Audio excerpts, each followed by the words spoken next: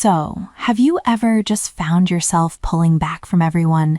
Going quiet, letting those texts go unanswered, choosing a night in by yourself over social plans? Well, today we're going to get into the deep psychology behind why that happens. And trust me, it's probably not what you think it is. And see, that's the thing, right? This wasn't something that just happened to you. You literally looked at your phone, you saw the names pop up, and you made a conscious choice. There's a really powerful reason for that, and it's about time we actually understood it, without all the judgment. Okay, let's just tear this whole myth apart. When someone withdraws, it's so easy for people to paint this picture of them being cold, or broken, or even, cruel. But the story of cutting people off, it's almost never a villain origin story. Nope, it's usually about something way, way deeper. Now, yeah, you've probably seen the headlines. The US Surgeon General is talking about a loneness epidemic, saying 1 in 4 adults feels isolated. But here's the thing. Your situation, it's different. This isn't about not having options. This is about a deliberate choice you had to make. Think about it. That last time you texted back, "So sorry, I'm busy." Was that really a lie? Or were you busy recharging, rebuilding, fiercely protecting what little mental and emotional energy you had left? That's not an excuse. That is a straight-up act of self-preservation. So how in the world did this happen? I mean, you didn't just wake up one morning and decide to be heartless. What happened was a huge shift inside of you. You went from being the person who just absorbed everything from everyone to someone who had to start analyzing the cost of it all. Does any of this look familiar? Yeah, for years, you were the glue. You were the one answering calls at 2 in the morning, driving for hours to deal with someone else's crisis, basically being an emotional sponge for everybody. And then, one day, you needed something. You reached out, and what did you get back? Silence. Crickets. And that right there, that's the moment the realization hits you like a ton of bricks. And what happens next is actually fascinating. Deep down in your brain, without you even consciously thinking about it, your mind starts running a cost-benefit analysis. It starts keeping a tally, an unconscious spreadsheet of the energy you put out versus the support you get back. And when that spreadsheet is deeply, deeply in the red, you stop making the investment. Simple as that. And this brings us to the actual biology of it all. Because when you finally stopped trying, when you finally went quiet, that wasn't a moral failing. That was your nervous system, your body's own internal security guard, finally stepping in and doing its job. There's this incredible concept from Dr. Stephen Porges called polyvagal theory. And basically, it suggests that when your system is constantly being drained by other people, it can flip a survival switch. It's called the dorsal vagal response. This isn't about being antisocial. It's a biological shutdown designed to conserve whatever little energy you have left to survive.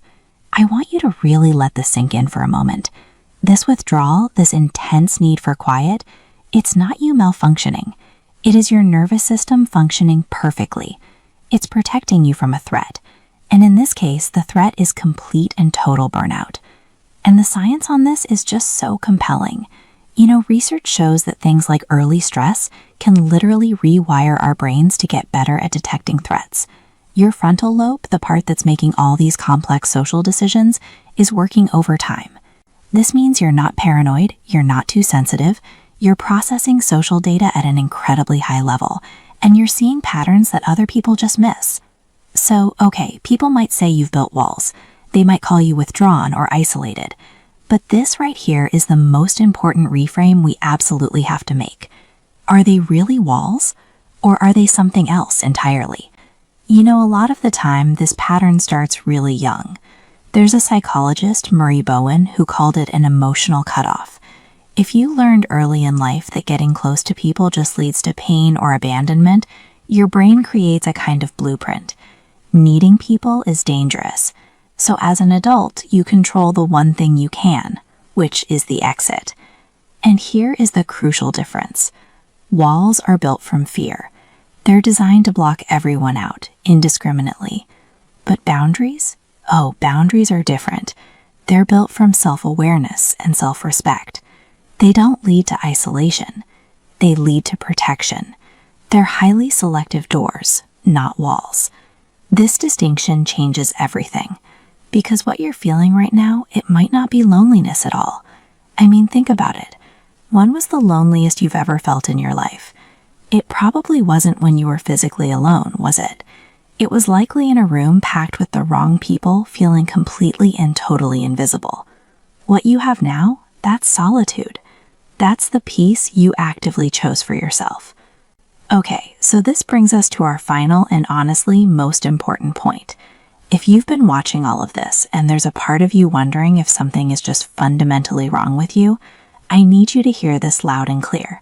You are not cold, you are not heartless, and you are absolutely 100% not incapable of love. You are simply someone who learned, the hard way, that your energy is a precious, finite resource, and not everyone deserves unlimited access to it.